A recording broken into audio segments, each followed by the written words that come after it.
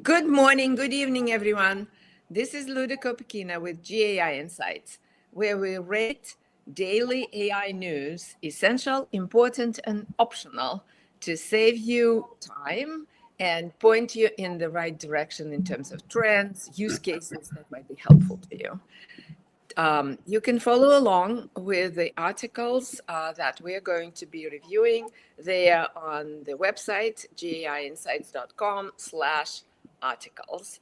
Today, I have Adam, Ankash, Amanda, who is joining us from her writing the PhD for a while, John, and a special guest, Kevin Petrie, who joined us before. He's Vice President of Research in Bark, the data analytics firm, and he is running the Gen AI practice for Bark. So a lot of valuable insights from Kevin.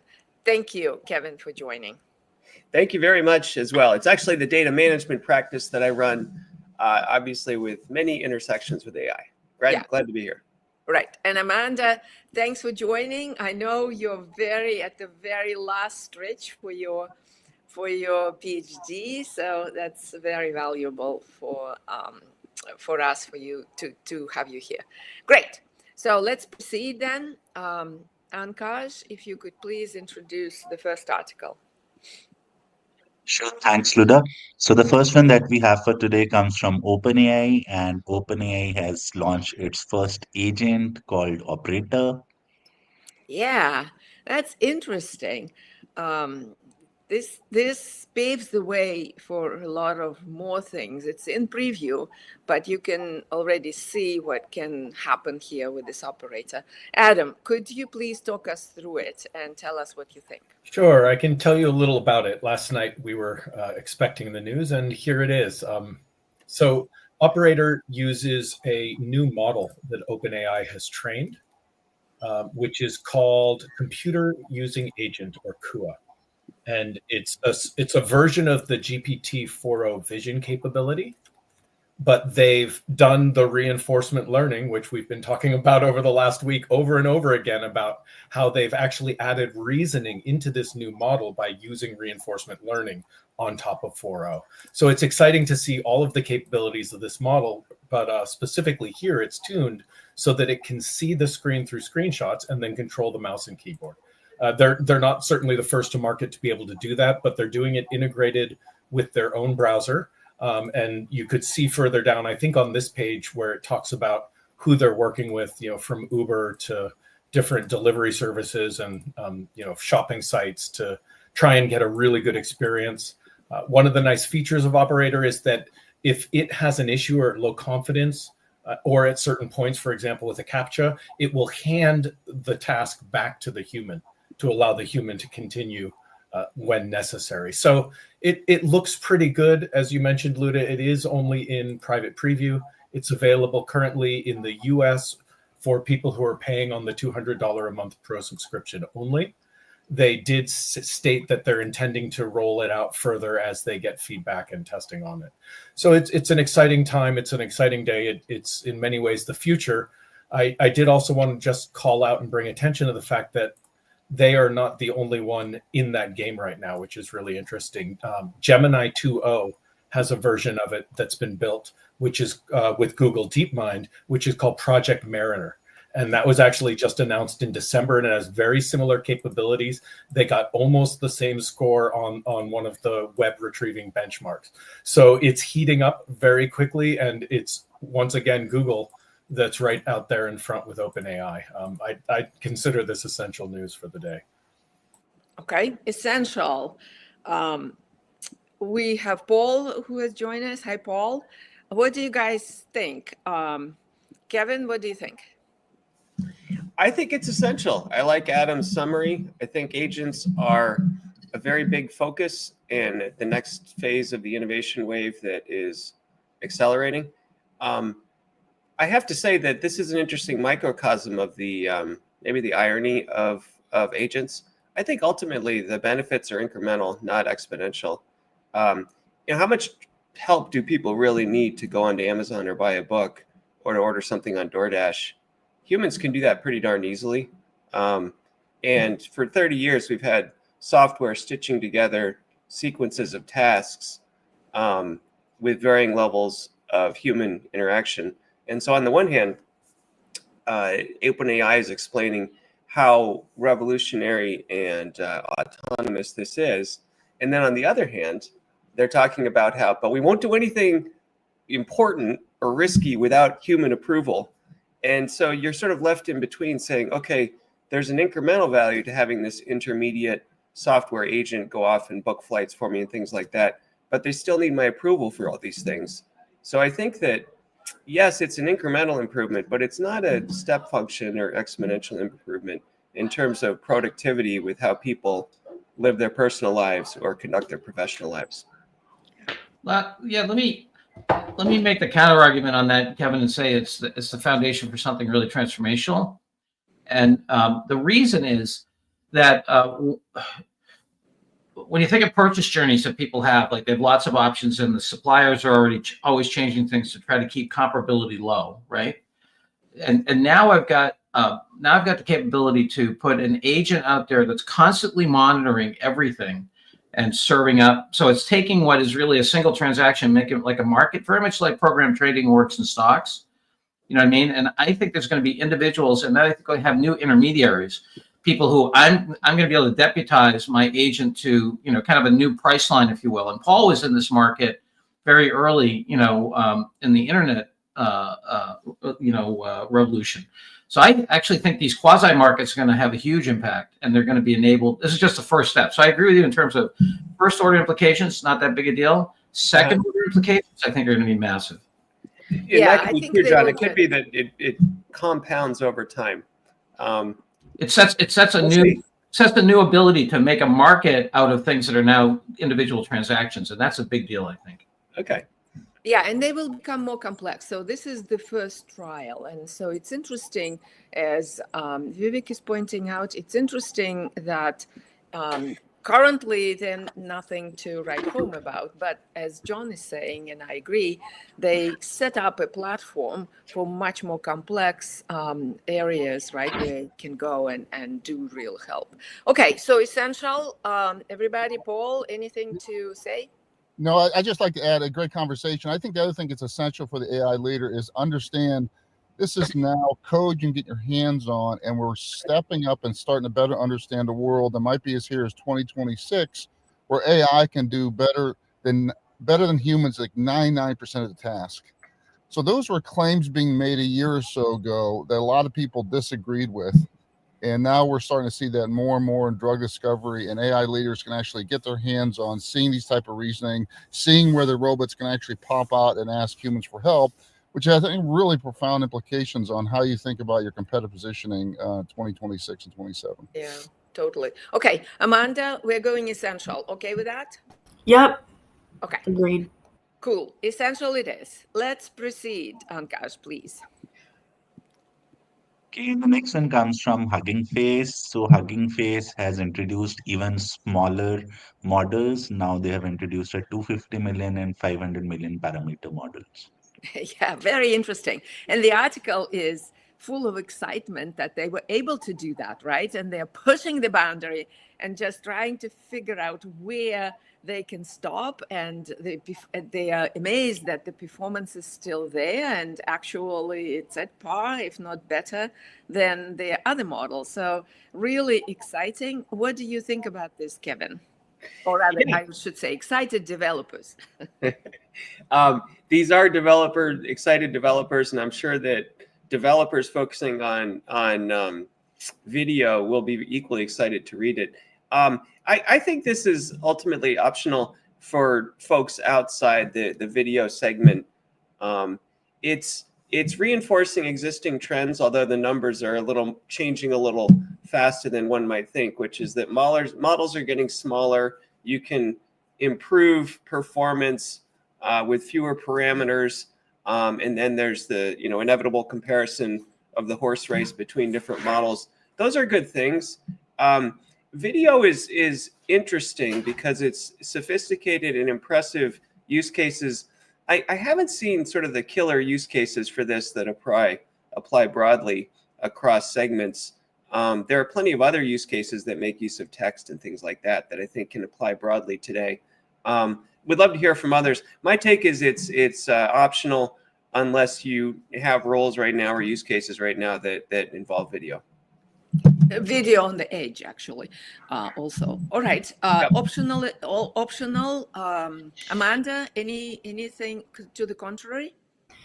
No, I think Kevin pretty much summed it up. And one of the things he said was literally inevitable. And I kind of agree that inevitably these things have gotten so massive. At some point, they're going to start to get smaller. And then also, I'm hearing things of, compute. Everybody's worried about GPUs, CPUs running all these different things and how expensive it is. Now I'm hearing things about how things are actually getting cheaper. So it's like, yeah, I just think it's par for the course. So I'm also optional. Optional. Paul, John, Adam, optional. Okay. Yeah. All right. Optional it is. Let's proceed, Ankash.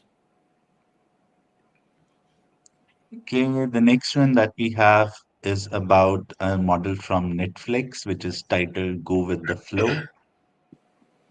Yeah. Amanda, could you please tell us what it is about and what do you think? Yeah, so basically, this is a technique, motion controllable video diffusion, this via warp noise. And basically, this technique's focusing on generating videos where motion can be controlled by sort of manipulating noise patterns and things like this. So for me, just literally looking at this from a leader's perspective, I mean, this is literally getting into GitHub and looking at code and things like this. So for me, this is totally optional. It's cool if you want to go in there and literally as the leader eyeball, some of the video stuff, but no, to me, this is very optional for the AI leader. But it's the everyday miracle, right? How you can now control what's happening in your video with moving. Ankash, if you scroll down, there are several ones that are really stunning. Yeah.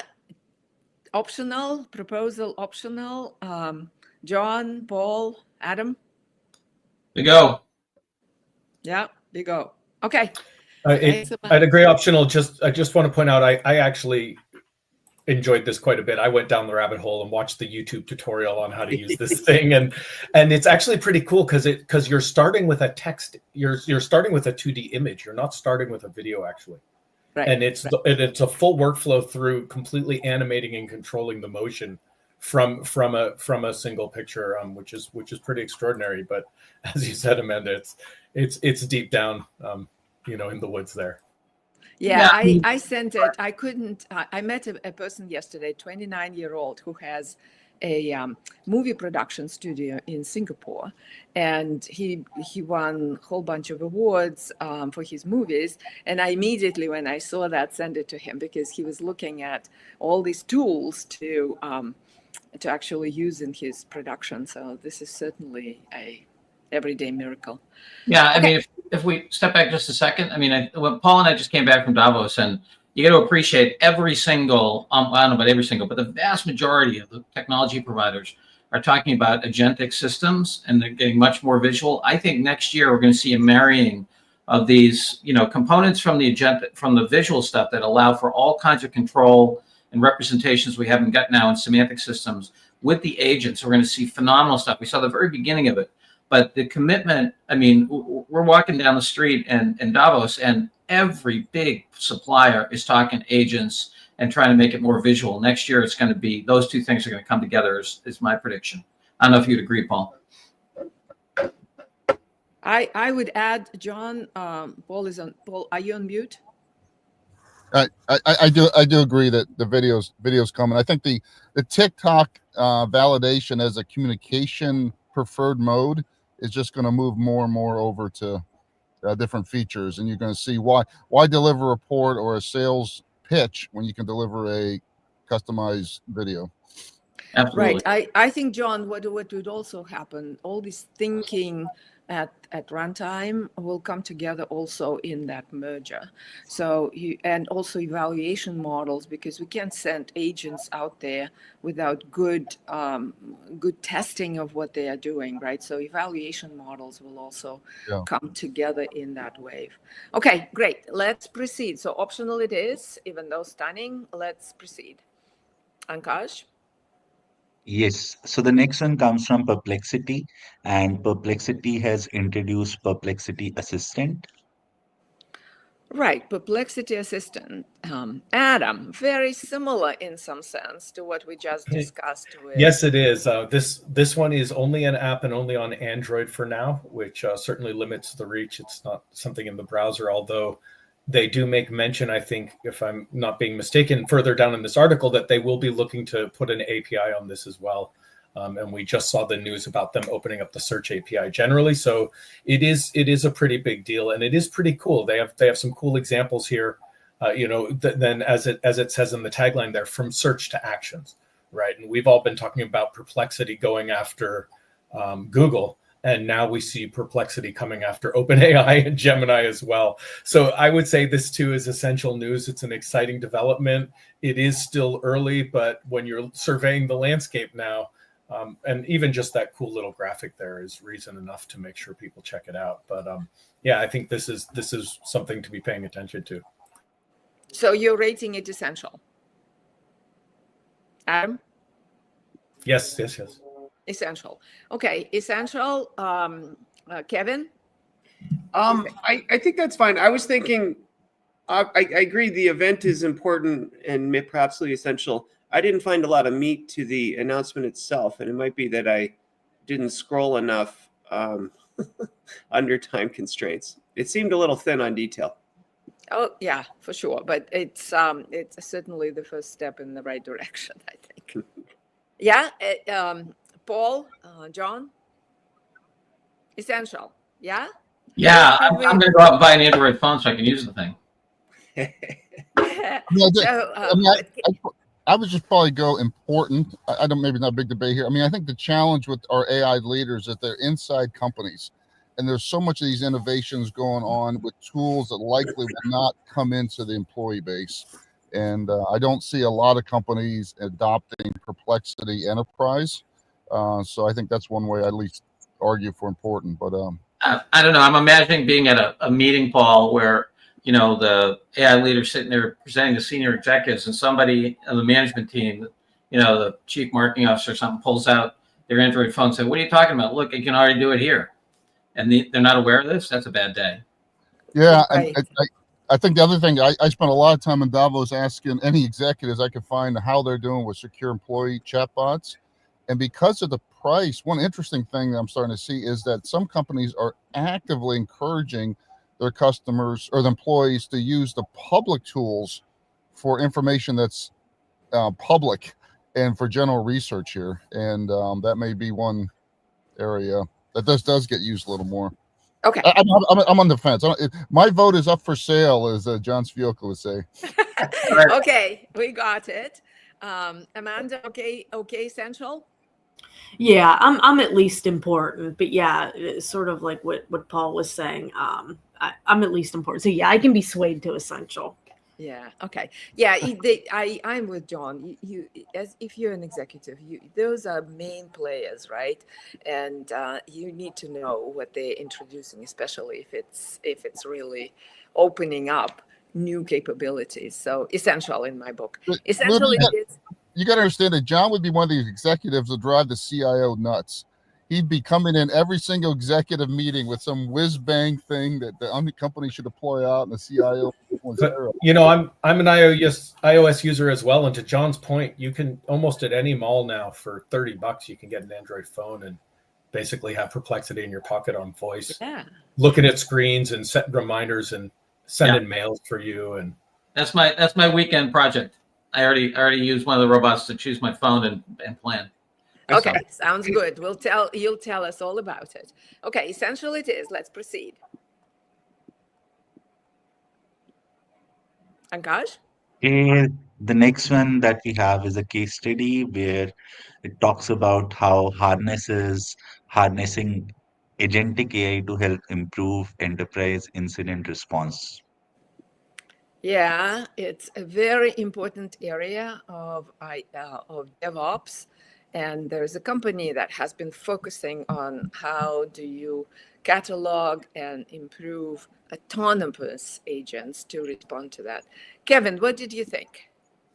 I think the reading itself is optional. IT ops, DevOps, and AI ops, or the use of AI to automate and improve the effectiveness of IT ops and DevOps, are known quantities. For some time now, organizations have been using AI with recommendations, with anomaly detection, with automatic tracing of issues to improve how companies can optimize their IT operations. And so it's useful to see what this company Harness is doing. It's useful to get into a case study. Tailor Technologies is actually down the road from us, and I have a good friend that's their CISO. So it's good to see Tailor mentioned there. But ultimately, I didn't think that the use of agents here was a significant or meaty improvement to existing trends. Also, compared to companies like AWS in particular, have set a high bar in terms of the level of technical detail with case studies to really help people understand how to go about stuff. And this is lighter fare. This is more on sort of the marketing level in terms of use case detail. So ultimately, I would say this is optional. Yeah, but I ran customer service and at GE for the GE Information Services business, Okay. and I would have killed for this tool. I would have killed for this tool. You can't imagine the root cause analysis teams that would come together, especially on really impactful outages, and try to figure out what happened. This was really, this type of tools is a lifesaver. So, but I agree. At the moment, it's optional. Yeah, I did a case study on a tool like this many years ago, an expert system for IBM, and it radically changed the economics, radically. But I agree, optional. Yeah. Okay. Amanda, Adam, optional. Okay. Yeah. Yep. Okay. Optional it is. Let's proceed, Ankash. Okay, the next is a research paper from OpenAI titled Trading Inference, Time Compute for Adversarial Robustness.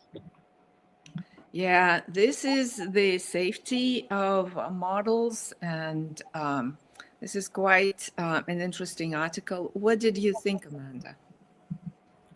Yeah, I'm on the fence for this one. So just very high level. It's basically research suggesting that giving AI models more compute power and time to process information during different tasks they're performing and things like this can make them more resistant to adversarial attacks. And basically what it's saying is that it can improve security without needing extra training and all these different things. But on the flip side, it then goes to basically say, but this doesn't always work kind of thing, and there's ways to kind of get around this. So for me, and it's also research, again, and just the flow of it. Again, when I think of the typical AI leader, I'm like, I don't know if they're going to kind of really dig into this kind of a research paper. So for me in general, also like the flow and things of it, for me, this was optional, but I guess, I could be swayed to important just for, again, what it's actually talking about. But like I said, it's saying this can be great, but then on the flip side, yeah, we can trick it. So I don't know. I'd like to hear other thoughts on this one. Adam, any thoughts? Yeah, I think it's probably optional. I agree with Amanda in terms of sort of the depth and complexity of the research and that it isn't very actionable. It also makes sense that, a lot of exploits are that it's tricking the model. And if you give the model more time to reflect on what it's doing, it's more likely to notice that something had tried to trick it. So in some ways, it's pretty obvious. I thought it was optional research. Okay, we're going optional. John, Paul, Kevin. Okay, optional. Optional it is. Yeah. I'll just Kevin? quickly note, I had been thinking important, not pounding the table on it. Our surveys show that security is the number 2 concern or obstacle to AI success, right behind skills of people. And so I think that even if it's not a huge improvement, it's important for AI leaders to be aware of evolving techniques to ensure the safety and security of agents and AI applications. So I was viewing it as a little more important than others. Right, except for Amanda is right. You come to the end of the article and it says, "Oh, on the one hand, this, yeah, it doesn't quite work." So I'm afraid to send people to read it and then to find out that it's not quite the technique that they should deploy. So let's go optional on this one.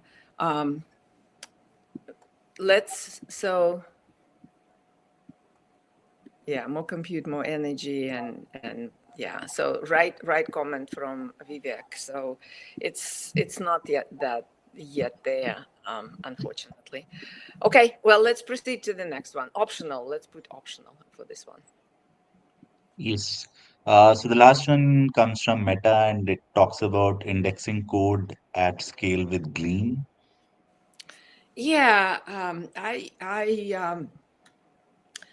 it's mine. So let me introduce what this is. So programmers operate in the usual using integrated programming environments to compile the code, to debug it, index it, and the like. So Meta has created some time ago this tool that puts the massive amounts of code and it indexes it so that it is approachable, and it's a meta level. So it was intended originally for C++, but now it can do other languages. So it's a very important tool.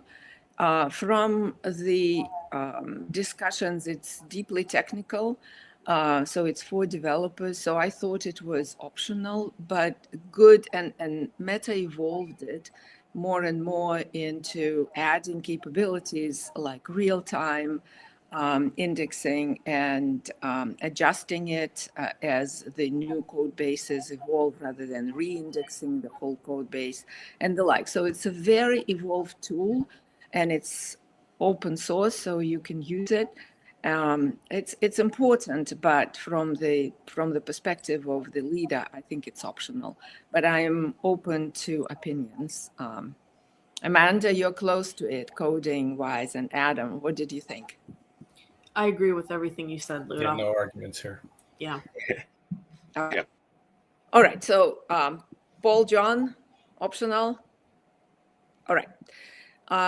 We have a couple of minutes left, and since we have two folks who have just absorbed all the Davos stuff that was happening, maybe you want to talk for a minute or so on what you thought the major takeaways were.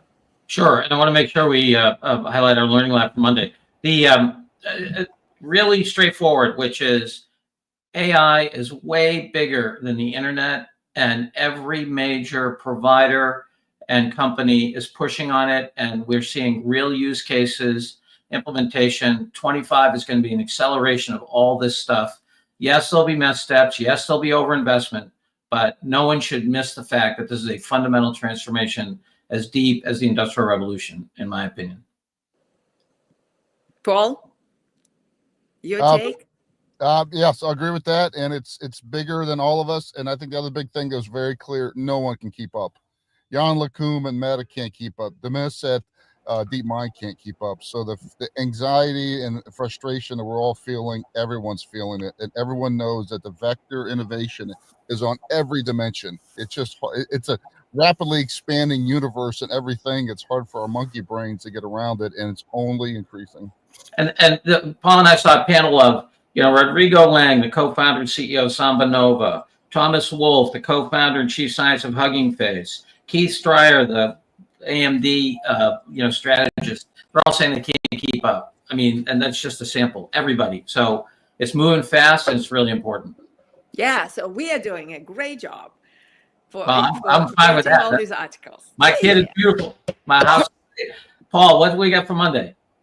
Monday, we have our showcase is AI Skills Project. This is a really innovative company that's really helping companies scale up and use AI. So join us at 7 p.m.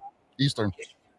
Okay, but today we had 2 essentials and the rest is optional. That's an interesting day. But happy Friday, everybody, and see you on Monday. Thanks, Kevin and Thank you, Amanda, Kevin. for joining Thank you, us. Amanda. Thanks Thank for you all. joining. Kevin. This was really Enjoyed good. it. Thank you.